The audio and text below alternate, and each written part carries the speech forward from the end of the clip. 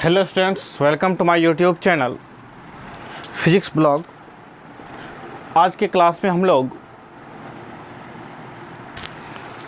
Electric flux के बारे में जानेंगे कि इलेक्ट्रिक फ्लक्स क्या होता है। पिछले क्लास में हम लोग गॉस लॉ के बारे में जानेंगे। पिछले क्लास में हम लोग इलेक्ट्रिक फ्लक्स के बारे में जाना था। इलेक्ट्रिक फ्लक्स के लिए हम लोगों ने फार्मूला जाना था। गॉस ने एक स्टेटमेंट दिया जिसकी वजह से हम इलेक्ट्रिक फ्लक्स निकालते हैं। जिस स्टेटमेंट से इलेक्ट्रिक फ्लक्स निकालना आसान इजी होता है, और उनके स्टेटमेंट को हम देखेंगे कि क्या स्टेटमेंट है उनका और कितना हेल्पफुल है इलेक्ट्रिक फ्लक्स निकालने में। जैसे कि आप लोगों ने जाना कि गॉस का जो लॉ है वो इलेक्ट्रिक फ्लक्स को निकालने के लिए हेल्पफुल है। तो कल के क्लास में हम लोगों ने इलेक्ट्रिक फ्लक्स के बारे में जाना था और इलेक्ट्रिक फ्लक्स को फाई से हम लोग लिखे थे। कल फाई या फाई से लिखते हैं। इसके लिए हम लोगों ने फार्मूला जाना था, वो integration of E dot D A, यह फार्मूला जाना था, या फिर ई ए कॉस थीटा ये भी जाना था, जिसके सहायता से आप लोगों ने कल कुछ सवाल भी किए थे। और कल के वीडियो लेक्चर में एक सवाल जो है वह छूट सा गया था, या फिर कह सकते हैं मिसिंग हो गया था, कट गया था, वीडियो में सही से नहीं आ पाया था। तो आज हम उस सवाल को एक बार फिर से उसे कर देते हैं आज की वीडियो लेक्चर में। सबसे पहले उस सवाल को देखते हैं, कल जो इलेक्ट्रिक फ्लक्स निकाले थे उसमें। तो सवाल था कल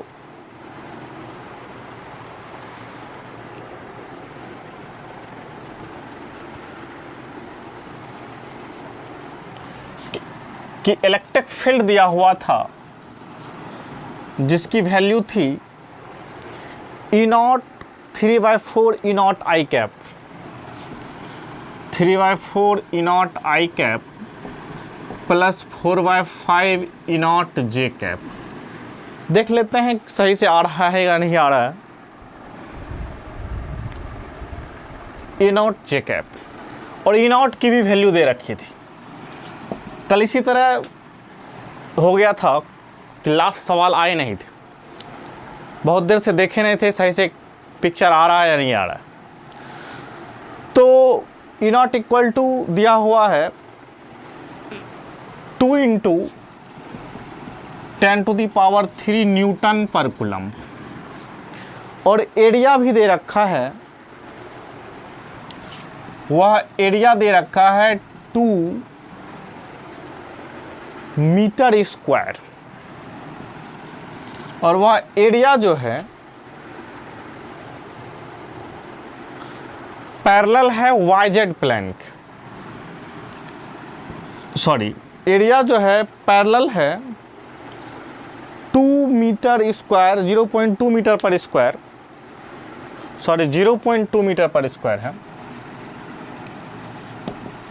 और वह है पैरेलल वाईजेड प्लेन के, यानी कि वाईजेड प्लेन के पैरेलल है एरिया।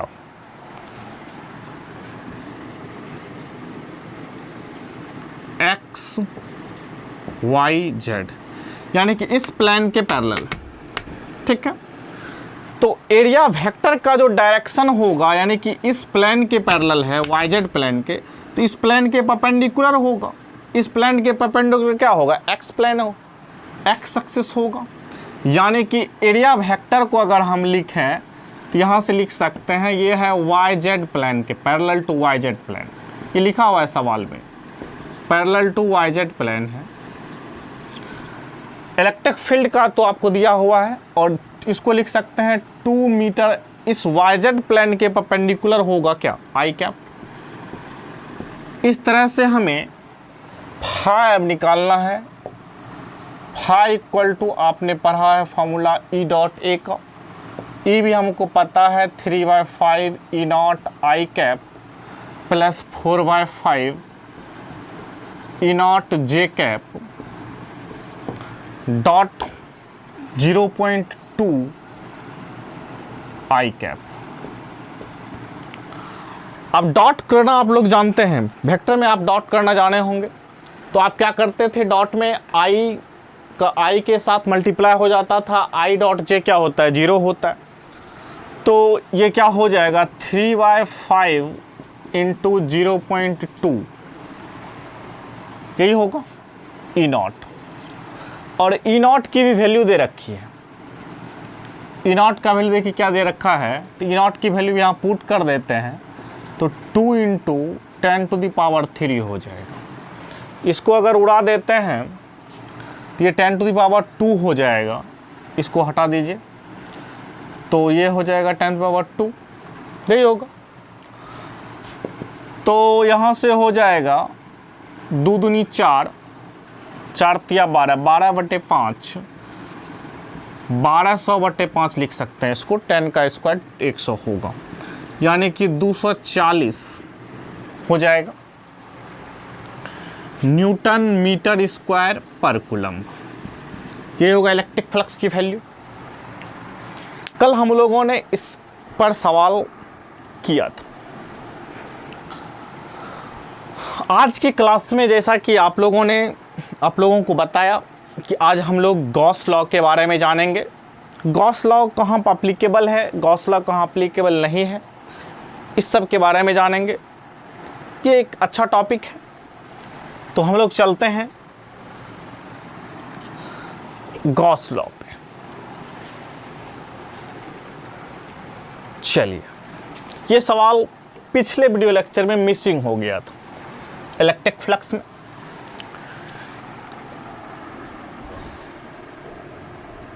तो इसको हम लोगों ने देख लिया। अब हम चलते हैं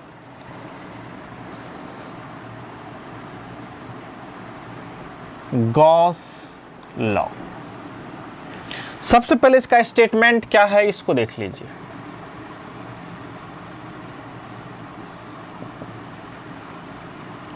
इसका स्टेटमेंट है कि टोटल इलेक्ट्रिक फ्लक्स, सबसे पहले गॉस लॉ अप्लाई करते हैं क्लोज्ड सरफेस पे। कल आपको बताया गया था क्लोज्ड सरफेस। सबसे पहले जान लीजिए कि गॉस लॉ जो अप्लाई होता है क्लोज्ड सरफेस पे होता है, क्लोज्ड सरफेस पे होता है। तो क्लोज्ड सरफेस किसको कहते हैं, 3D सरफेस को कहते हैं, जो कि पिछले वीडियो लेक्चर में आप लोगों ने जाना है। तो पहली बात कहता है किसी क्लोज्ड सरफेस के अंतर्गत जितने भी चार्ज हैं उस टोटल चार्ज का सम का 1/ε0 टाइम होता है इलेक्ट्रिक फ्लक्स की वैल्यू। इलेक्ट्रिक फ्लक्स जो होता है किसी क्लोज्ड सरफेस में के अंतर्गत टोटल चार्ज जो उस क्लोज्ड सरफेस के अंदर है उसका 1/ε0 टाइम होता है। ठीक है।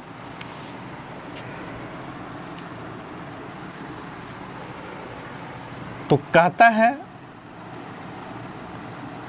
Electric flux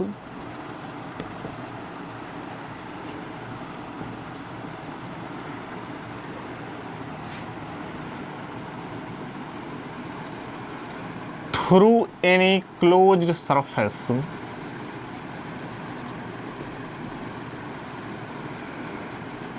is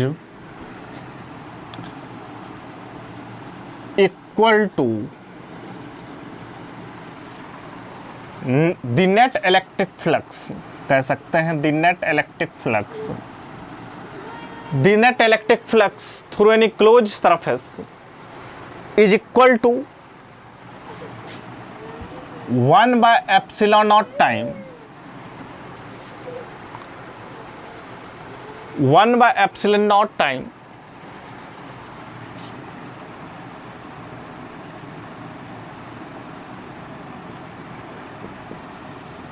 1 by epsilon naught time the total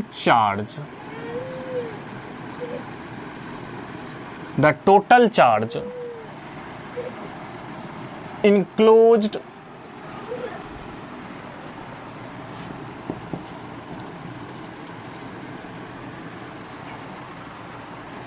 in that surface,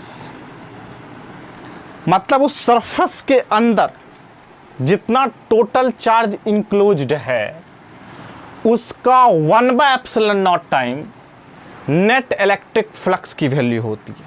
क्या लिखा? The net electric flux through any close surface is equal to the 1 by epsilon nought time of the total charge enclosed in that surface, मतलब उस surface में जितना total charge enclosed है, ठीक है, उस टोटल चार्ज का 1 बाय एप्सिलॉन नॉट टाइम क्या होता है? फ्लक्स होता है। यानी कि फाई क्लोज सरफेस के लिए फाई, ठीक है। आपको पता चला कि गॉस लॉ का यूज कहां पे करते हैं? क्लोज सरफेस के लिए करते हैं, बंद सरफेस के लिए करते हैं। तो बंद सरफेस के में जो इलेक्ट्रिक फ्लक्स की वैल्यू होगी वह होगा QIN, मतलब QIN का मतलब हुआ कि टोटल बंद सरफेस के अंदर जितना चार्ज है उसका एप्सिलॉन नॉट टाइम। आपको एप्सिलॉन नॉट क्या है पता है? परमिटिविटी ऑफ द वैक्यूम, ठीक है, इसके बारे में आप जानते हैं। तो वह क्या होता है? QIN by epsilon nought time के बराबर होता है। इसको आप क्या लिख सकते हैं? यही है Gauss law. Total electric flux जो होता है through any closed surface is equal to the 1 by epsilon naught time of the total charge enclosed in that surface, in that closed surface। ये क्या होता है? Electric flux. ये statement है जिसको हमने फाई क्लोज सरफेस के अंतर्गत total internal charge by epsilon nought time, ये डेफिनेशन, ये स्टेटमेंट कह सकते हैं गॉस लॉ का। अब गॉस लॉ इस बात को समझते हैं। सपोज कीजिए कि जैसे ये क्लोज सरफेस है, इस पे Q1 चार्ज है, Q2 चार्ज है, Q3 charge, Q4 charge, Q5 charge, ये बाहर में। इसके अब यहां पर इलेक्ट्रिक फ्लक्स की जो वैल्यू होगी अकॉर्डिंग टू गॉस लॉ, यानी कि फाई जो होगा वह होगा टोटल इंटरनल चार्ज जितना है Q1 plus Q2 plus Q3 by epsilon naught, यही होगा इंटरनल चार्ज का जो वैल्यू है उसका sum by epsilon naught. Electric flux की वैल्यू यही होगी। गॉस का कहना था कि फ्लक्स किसी क्लोज सरफेस से जो होगा वह टोटल इंटरनल चार्ज के सम का एप्सिलॉन नॉट टाइम होगा। ये गॉस का स्टेटमेंट, ठीक है, इसको नोट कर सकते हैं।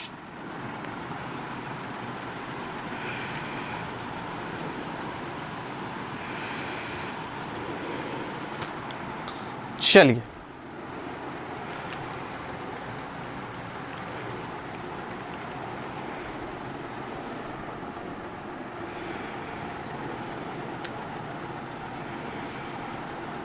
तो गॉस का ये स्टेटमेंट जो कि बंद सरफेस के लिए एप्लीकेबल है, ठीक है। चलिए इस बात को और समझने की कोशिश करते हैं। चलिए, आपने कल फाई का एक ई डॉट डी ए पढ़ा था। आपको ई भी क्या है पता है, इलेक्ट्रिक फील्ड है। डी ए क्या है, एरिया वेक्टर है। फाई का वैल्यू यानी कि इसी को कह सकते हैं फाई क्लोज्ड। कल आपने पढ़ा था क्लोज्ड के लिए एक इंटीग्रेशन का ये टर्म। क्लोज्ड को ऐसे लिखते थे, कल बताया था। इसको हम इस तरह भी लिख सकते हैं QIN/ε0। ठीक है,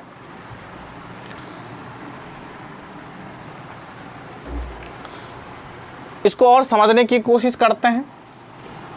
आपने स्टेटमेंट समझ लिया, स्टेटमेंट क्या होता है। हमने ये लिखा phi is equal to close surface के लिए E dot D A.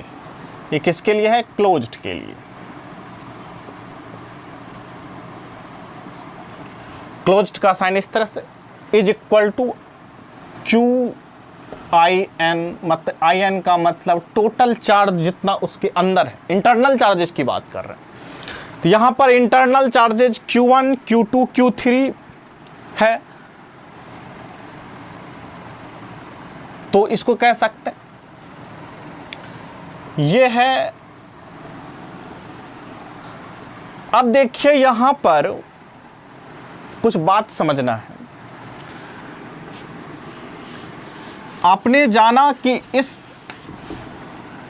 Close surface के अंतर्गत इलेक्ट्रिक फ्लक्स की जो वैल्यू हुई Q1, Q2, Q3/ε0 हुआ।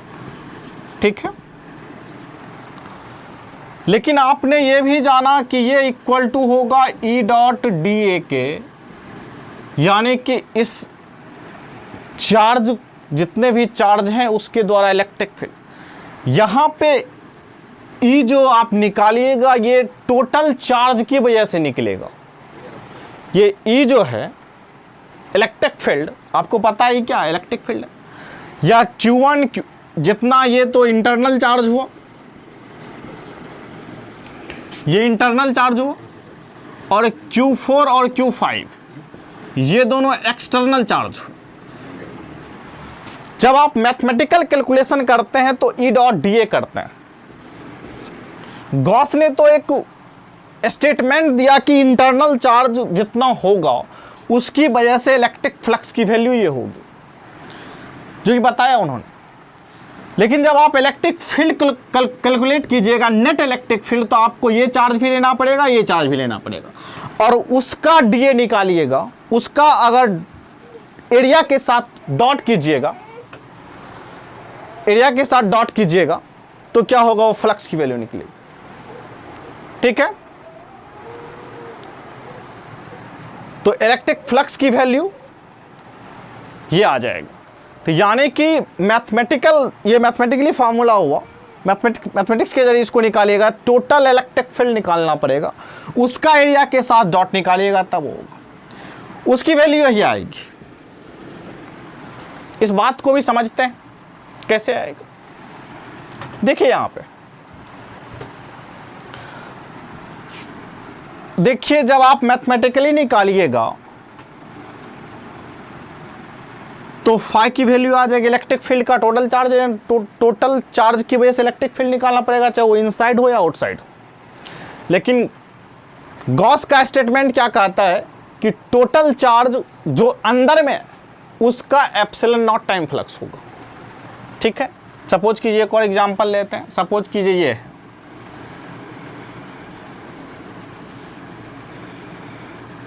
इसके इंटरनल चार्ज Q है, Q2, Q3।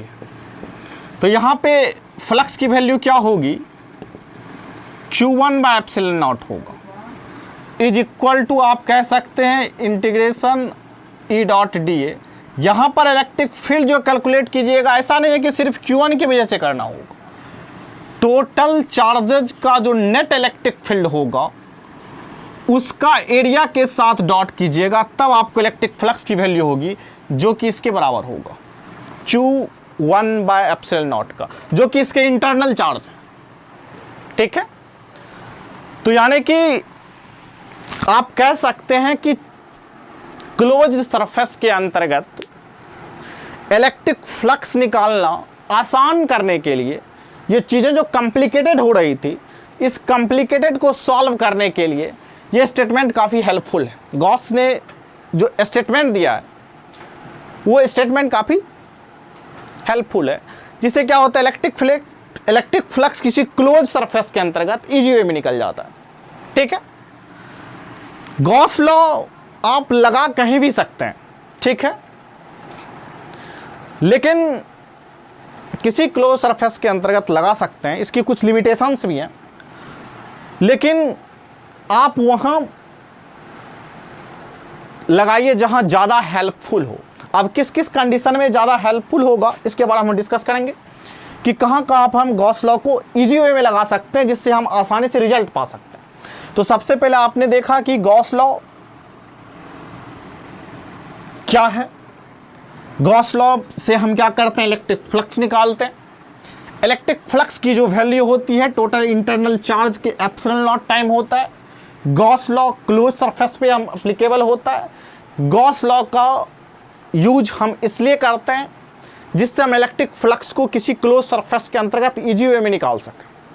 ठीक है, यहां पर आप मैथमेटिकल कैलकुलेशन कीजिएगा तो क्या कीजिएगा, इस सभी चार्जेज की वजह से इलेक्ट्रिक फील्ड निकालिएगा और उसका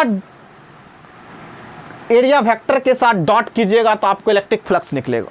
लेकिन अकॉर्डिंग टू गॉस स्टेटमेंट आप क्या कीजिएगा, उन्होंने जो बताया कि इलेक्ट्रिक फ्लक्स जो होता है वह टोटल इंटरनल चार्ज के सम का एप्सिलॉन नॉट टाइम होता है। चलिए इस बात को समझते हैं। सपोज कीजिए मिटा दें, इस सबको समझ गए होंगे।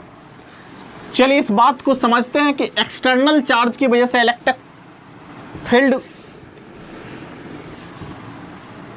इलेक्ट्रिक फ्लक्स जीरो होगा। कैसे? सपोज कीजिए कि ये Q1 चार्ज है और एक Q2 चार्ज बाहर में।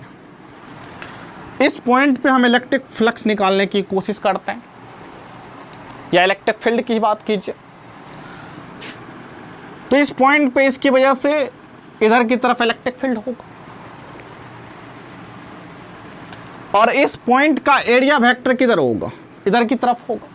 और यहाँ पे इस पॉइंट पे इलेक्ट्रिक फ्लक्स की बात कीजिएगा तो इस पॉइंट पे इलेक्ट्रिक फ्लक्स की वैल्यू क्या होगी, इलेक्ट्रिक फील्ड का direction away from positive charge, area vector बाहर की तरफ। तो यहां पर क्या हुआ, इलेक्ट्रिक फ्लक्स की वैल्यू निकल जाएगी एक दूसरे के अपोजिट। अब सेम ये पॉइंट लीजिए, एक सिमेट्रिकल पॉइंट। इस पॉइंट पे देखिए इलेक्ट्रिक फील्ड भी क्या होगा, अवे फ्रॉम पॉजिटिव चार्ज। यहां पर एरिया वेक्टर भी सेम डायरेक्शन में, यानी कि ये इलेक्ट्रिक फ्लक्स और ये इलेक्ट्रिक फ्लक्स एक नेगेटिव, आपको पता है यहाँ पे इलेक्ट्रिक फील्ड और एरिया वेक्टर क्या है, एक दूसरे के अपोजिट डायरेक्शन में, तो इलेक्ट्रिक फ्लक्स क्या होगा, नेगेटिव होगा। कल एक केस बताया था, यानी कि यहाँ पर मान लीजिए इसका एरिया DA निकाल लिए, तो यहाँ पे आप क्या लिखिएगा, -EDA लिखिएगा ना, इलेक्ट्रिक फील्ड का वैल्यू, क्योंकि एक दूसरे के अपोजिट है। और यहाँ पर दोनों सेम डायरेक्शन में है तो +EDA। आपने देखा कि ये दोनों इलेक्ट्रिक फ्लक्स एक दूसरे से क्या कर देंगे, कैंसिल कर देंगे, यानी कि इस चार्जेज की वजह से सिमेट्रिकल पॉइंट पे क्या हुआ, इलेक्ट्रिक फ्लक्स की वैल्यू क्या हो गई, 0 हो गई। तो यानी कि एक्सटर्नल चार्ज की वजह से आपने देखा इलेक्ट्रिक फ्लक्स का वैल्यू क्या हो गया, 0 हो गई। ठीक है, तो इसीलिए क्या होता है कि गॉस ने जो स्टेटमेंट दिया है कि नेट फ्लक्स जो होंगे किसी क्लोज सरफेस के अंदर 1/ε0 टाइम के 1/ε टाइम होगा टोटल चार्ज का, जो कि आपको लिखा हुआ है। यही है गॉस का स्टेटमेंट, ये गॉस लॉ। अब इसका हम कहाँ यूज करेंगे, इसके स्टेटमेंट को समझते हैं और इसको थोड़ा सा प्रूफ करने की कोशिश करते हैं इस स्टेटमेंट को थोड़ा सा देखते हैं कहां तक ये। तो इसका एक प्रूफ जो कि आपको बोर्ड में आ सकता है, पूछा जाता है, इसको भी देखते हैं। तो हम अभी प्रूफ करेंगे कि phi is equal to QIN by epsilon nought, ये हम प्रूफ करेंगे।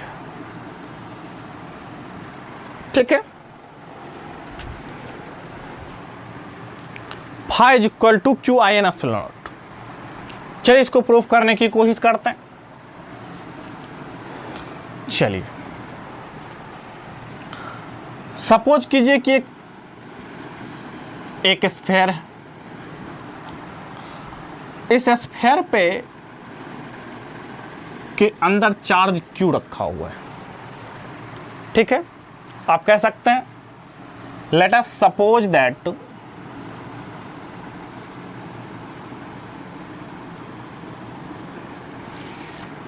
Q चार्ज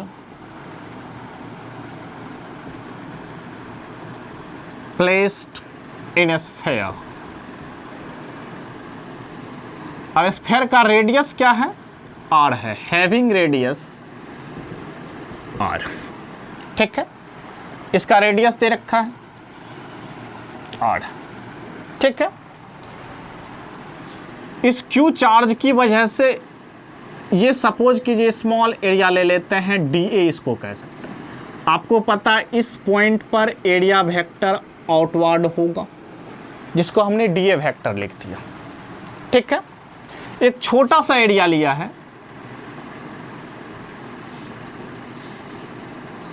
एक छोटा सा एरिया कह सकते हैं जिसका एरिया वेक्टर DA होगा। अब इस चार्ज की वजह से यहां पर इलेक्ट्रिक फील्ड का जो डायरेक्शन होगा E होगा, अवे फ्रॉम पॉजिटिव चार्ज, दोनों का डायरेक्शन है। अब इस स्फीयर का कोई भी पॉइंट आप लीजिए, आप यहां लीजिए, यहां लीजिए, यहां लीजिए, यहां कहीं भी लेना है आप लीजिए, तो आप देखिएगा कि हमेशा तो एरिया वेक्टर आउटवर्ड होगा, बाहर की तरफ होगा, और इस चार्ज की वजह से इलेक्ट्रिक फील्ड भी बाहर की तरफ होगा।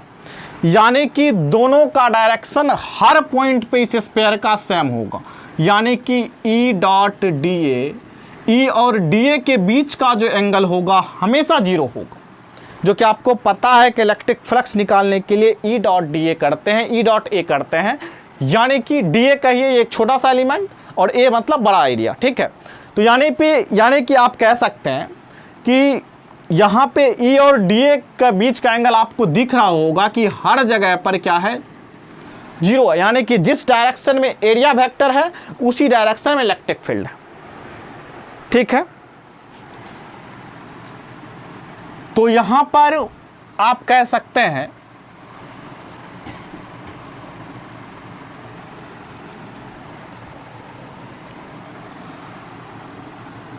Electric field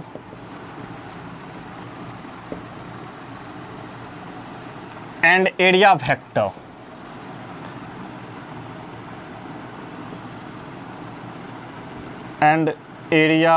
vector both are in same direction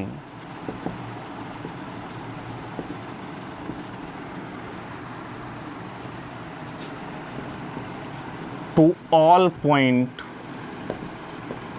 of sphere. जितने भी पॉइंट है स्फीयर के, यानी कि फाई इज इक्वल टू आप कह सकते हैं E डॉट DA, यानी कि दोनों के बीच का एंगल EDA cos 0 डिग्री कह सकते हैं। किसी भी पॉइंट का, इस पॉइंट पे लीजिए इलेक्ट्रिक फील्ड बाहर की तरफ, एरिया वेक्टर भी इस पॉइंट पे लीजिए वही बात होगा, इस पॉइंट पे भी लीजिएगा तो आपको क्या होगा, सपोज कि इस पॉइंट को लीजिए, एरिया वेक्टर बाहर की तरफ, इलेक्ट्रिक फील्ड भी इस चार्ज की वजह से बाहर की तरफ। हर पॉइंट पे एरिया वेक्टर और इलेक्ट्रिक फील्ड का डायरेक्शन क्या होगा, सेम होगा, उस दोनों के बीच का एंगल क्या होगा। तो यहां से हम कह सकते हैं EDA। अब बताइए इस पॉइंट पर इस चार्ज की वजह से इलेक्ट्रिक फील्ड कितना होगा।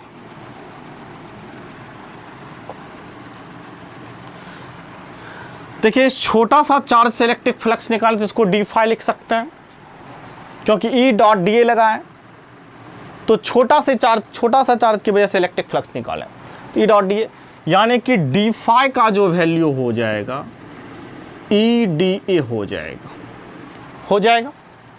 अब हम इस टोटल स्फीयर की वजह से इलेक्ट्रिक फ्लक्स निकालने की कोशिश कर रहे हैं।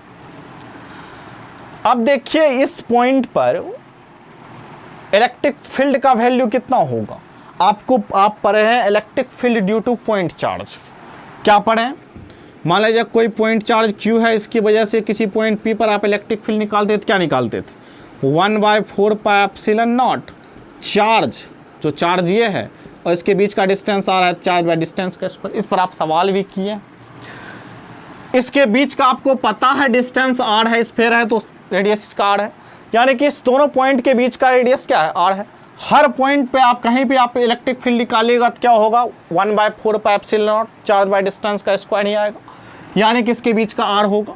यानी कि कह सकते हैं dA इक्वल टू होगा E, जिसकी वैल्यू आपको पता चल गया क्या होगा 1/4πε0 चार्ज बाय डिस्टेंस का स्क्वायर, यानी कि 1/4πε0 Q बाय r स्क्वायर। ये E का वैल्यू हर जगह पर क्या होगा? सेम होगा, यानी E तो कांस्टेंट हो गया, यानी कि integration of d phi equal to E integration of dA। E का वैल्यू आपको पता चल गया 1/4πε0।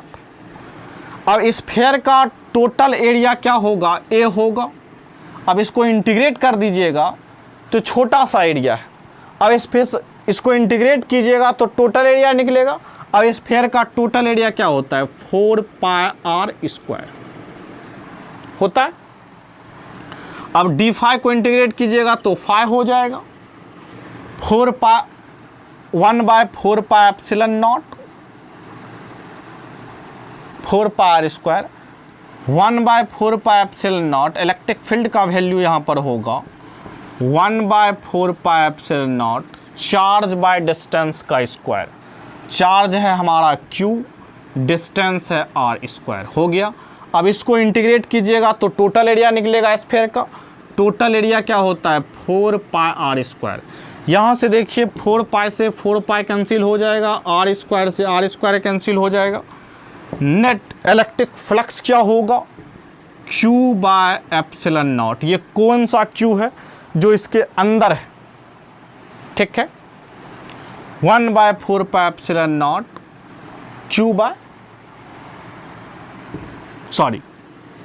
नेट फ्लक्स कितना होगा? Q/ε0। यही तो हमने निकालना चाहा था। आपको मैंने कहा था कि नेट फ्लक्स निकाल लेंगे, तो गॉस का जो स्टेटमेंट था कि net flux is equal to Q/ε0, जो कि मैंने निकाला, ठीक है। आपने देखा किस तरह से इलेक्ट्रिक फ्लक्स हम लोगों ने निकाला।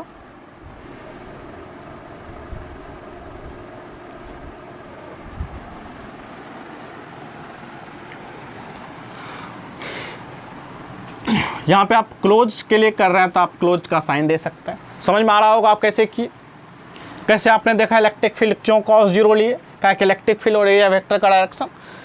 पिछला वीडियो लेक्चर अगर देखे हैं तो आपको ये चीज़ें आसान पड़ेंगी, क्योंकि पिछला वीडियो लेक्चर में आप लोगों ने जाना था इलेक्ट्रिक फ्लक्स क्या होता है, इलेक्ट्रिक फ्लक्स कैसे निकालते हैं, ठीक है। तो ये चीज़ें आप लोगों ने देखा। इलेक्ट्रिक फ्लक्स को हम इजी वे में निकाल सकते हैं।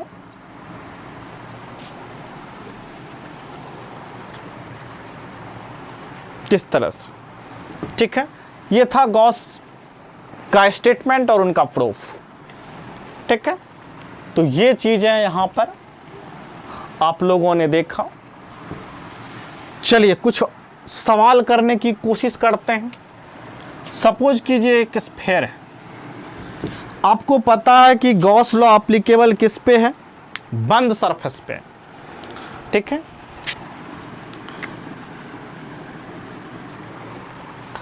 एक सपोज कीजिए एक स्फीयर का पार्ट है ये,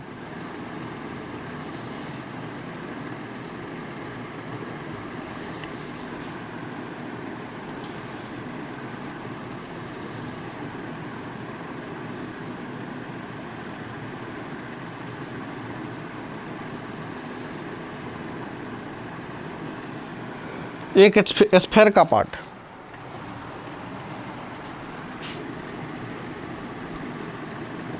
one by fourth part of sphere.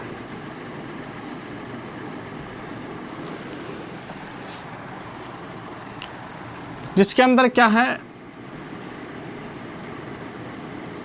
Q charge रखा हुआ है, ठीक है।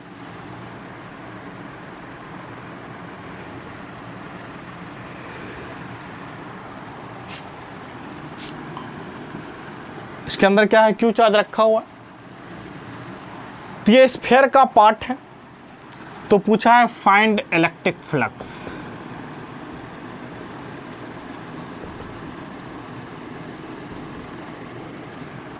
अगर आप इसका बंद सरफेस बनाएगा तो क्या बनेगा, एक स्फीयर बनेगा पूरा। इसका एक बंद सरफेस क्या बनेगा, एक स्फीयर बनेगा। और उस स्फीयर के अंदर कितना चार्ज है, क्यू चार्ज। कितना चार्ज है, क्यू चार्ज है। तो इस पूरे स्फीयर की वजह से फ्लक्स स्फीयर की वजह से कितना हो जाएगा, क्यू बाय एप्सिलॉन नॉट हो जाएगा पूरे स्फीयर की वजह से। तो आपने क्या निकाला है, क्वाड्रेंट ऑफ स्फीयर, यानी कि फ्लक्स निकालना है 1/4 पार्ट ऑफ स्फीयर,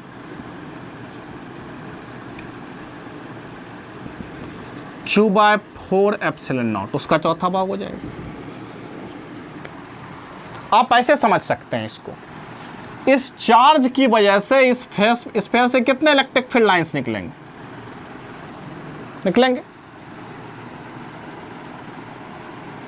इस छोटे से पार्ट से इसका चौथा भाग ही निकलेगा, क्योंकि 1/4 पार्ट है। तो Q by 4 pi epsilon nought, sorry Q by 4 epsilon nought, sorry Q by 4 epsilon not.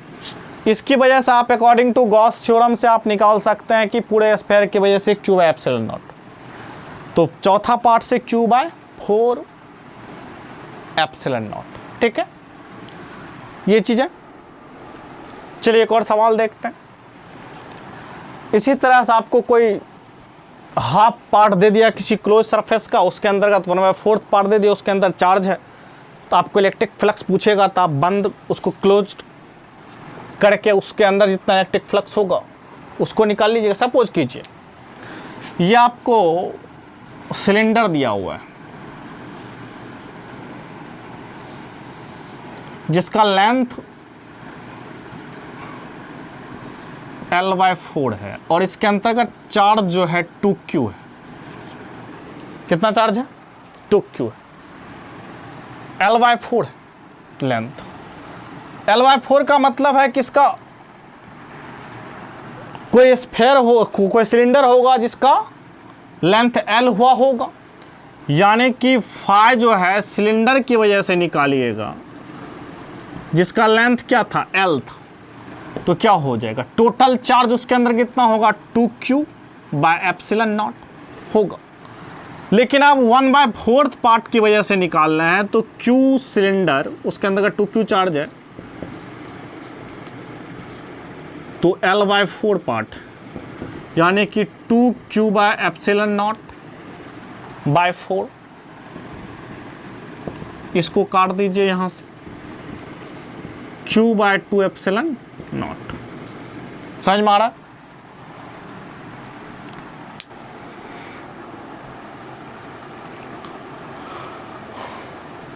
मिटा दें। अब आप यहां पे देखे होंगे कि इलेक्ट्रिक फ्लक्स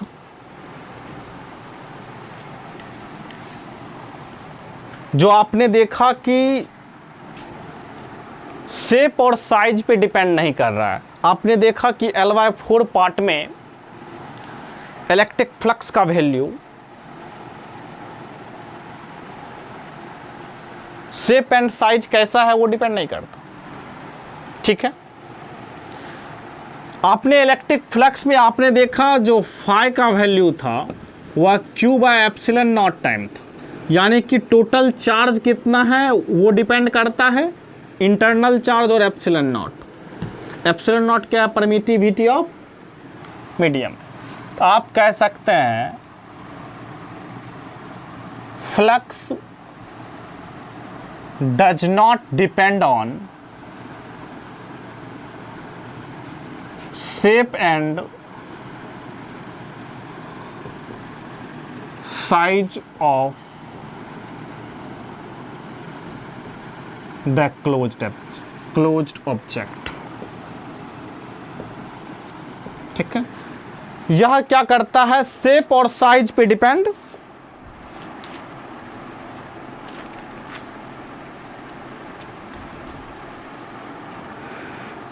ठीक है, क्लोज्ड ऑब्जेक्ट कह सकते हैं, क्लोज्ड सरफेस कह सकते हैं। यह शेप और साइज पे डिपेंड नहीं करता। शेप साइज कैसा इससे मैटर नहीं करता है।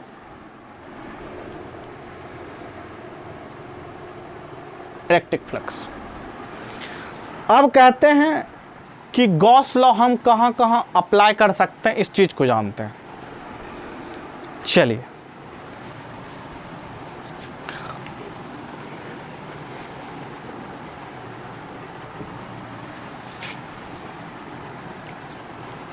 तो इस बात को आप समझ गए कि गॉस लॉ होता क्या है।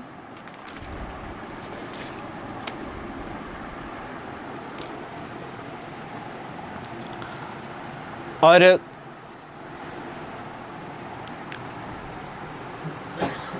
उसकी वजह से हम क्या करते हैं? इलेक्ट्रिक फ्लक्स निकालते हैं। आप लोगों ने देखा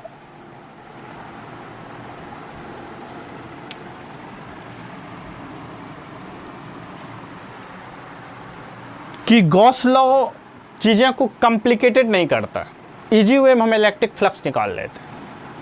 ठीक है, लेकिन गॉस लॉ को अप्लाई करने की कुछ लिमिट्स हैं। अगर आप उस लिमिट में गॉस लॉ को लगाते हैं तो आपकी चीज़ें आसान होगी। लगा तो कहीं सकते हैं आप, लेकिन ज़्यादा आपके लिए यूजफुल होगा तब जब वो चीज़ें आप सही कंडीशन में उसको लगाइएगा। ठीक है, तो आप लिख सकते हैं कंडीशन फॉर अप्लाइंग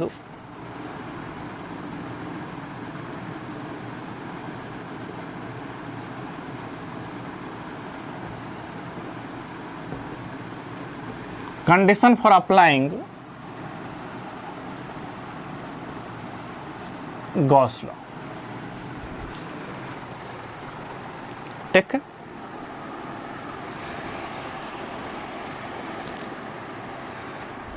ठीक है। अब देखिए, एक सबसे पहला कंडीशन है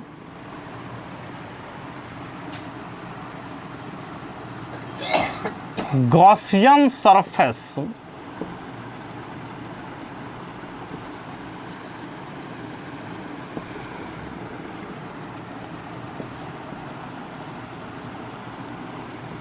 should be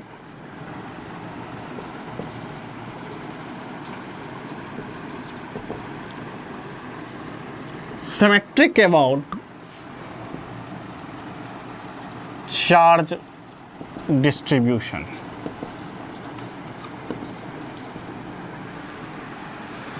देखिए, गॉसियन सरफेस जो है सिमेट्रिक होना चाहिए चार्ज डिस्ट्रीब्यूशन का।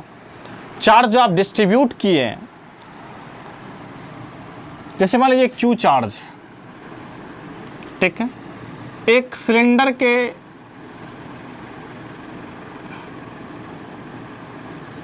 ठीक है, ये सिलेंडर के हर पार्ट के लिए सिमेट्रिकल है।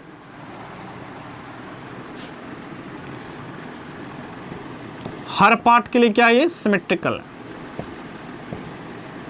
तो सबसे पहले गॉस लॉ को सिमेट्रिकल होगा तभी हम गॉस लॉ अप्लाई कर सकते हैं। अगर ऐसा नहीं हुआ तो हम गॉस लॉ अप्लाई नहीं कर सकते। ठीक है, ये पहला कंडीशन है। अब देखिए, the angle between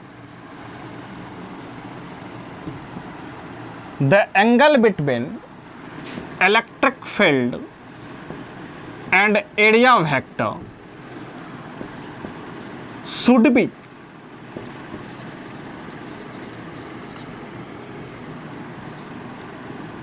zero degree और 90 डिग्री। एंगल जो है इलेक्ट्रिक फील्ड का हम ऐसा कंडीशन अप्लाई करेंगे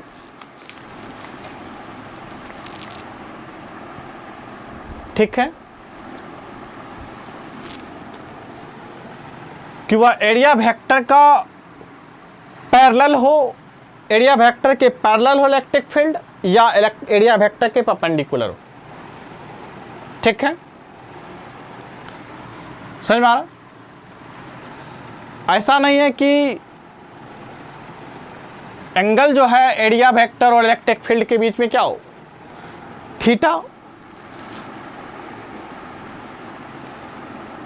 ठीक है, तब हम गॉस लॉ अप्लाई करेंगे। तीसरी बात, electric field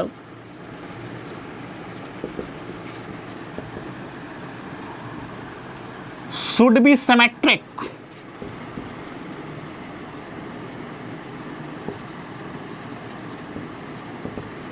symmetric about Gaussian surface.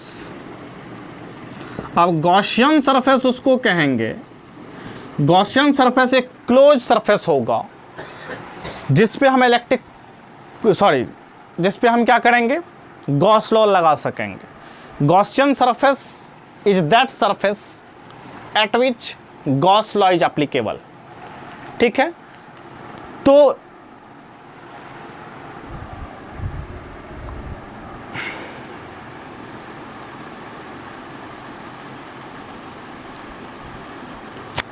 इसको नोट कीजिए।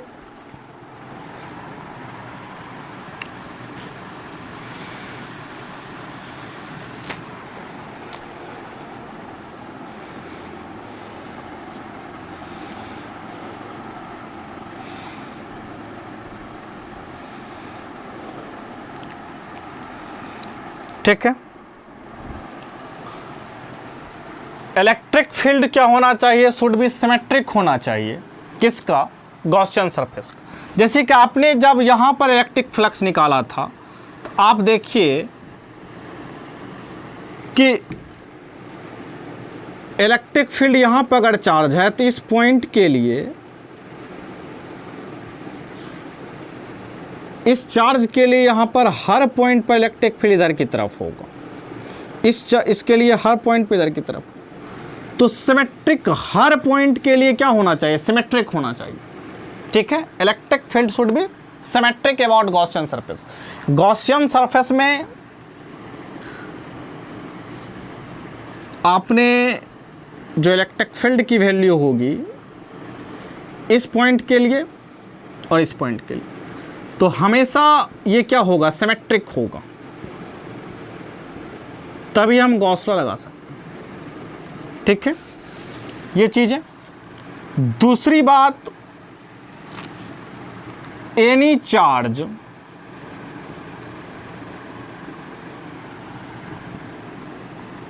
डज नॉट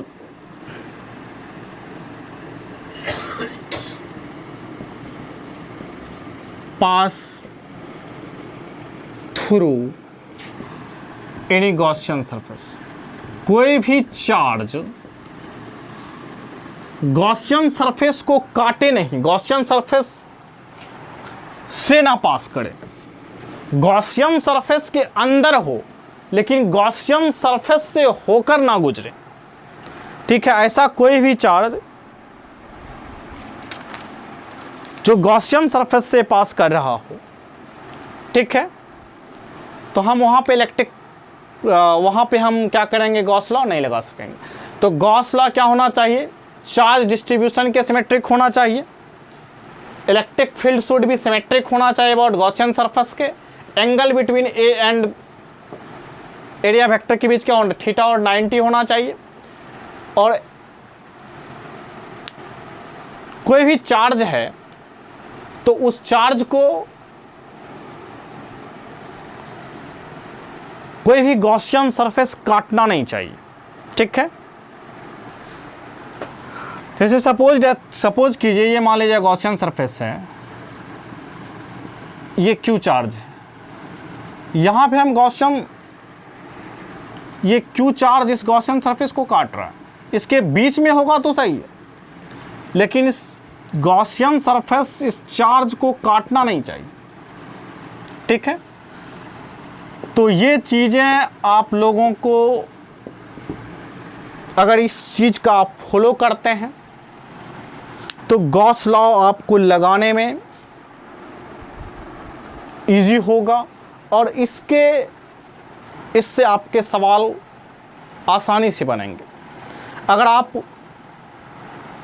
इस सारे कंडीशन को फॉलो नहीं करते, अगर अप्लाई कर देते हैं तो आपको कैलकुलेशन काफ़ी ज़्यादा कॉम्प्लिकेटेड हो जाएगा।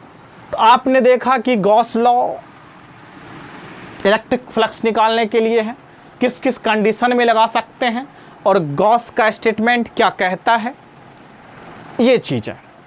इसको और इलेक्ट्रिक फ्लक्स को आप रिवाइज कर लीजिएगा। अगले क्लास में हम लोग जो पढ़ेंगे एप्लीकेशन पढ़ेंगे गॉस लॉ को। गॉस लॉ का क्या एप्लीकेशन है, गॉस लॉ के जरिए हम क्या करते हैं, इलेक्ट्रिक फ्लक्स निकाला, आज इलेक्ट्रिक फील्ड निकालेंगे इसके जरिए। तो ये आपके लिए अगला 2-3 वीडियो आपके लिए काफ़ी इंपॉर्टेंट होगा। तो इस सारे चीज़ को आप जब रिवाइज कर लेते हैं, इलेक्ट्रिक फ्लक्स रिवाइज कर लीजिएगा, गॉस लॉ रिवाइज कर लीजिएगा, तो इस दोनों को रिवाइज करने के बाद आप क्या कीजिएगा, आपको तब अगला वीडियो लेक्चर काफ़ी अच्छे से समझ में आएगा। मिलते हैं नेक्स्ट वीडियो में एप्लीकेशन ऑफ गॉस लॉ के साथ।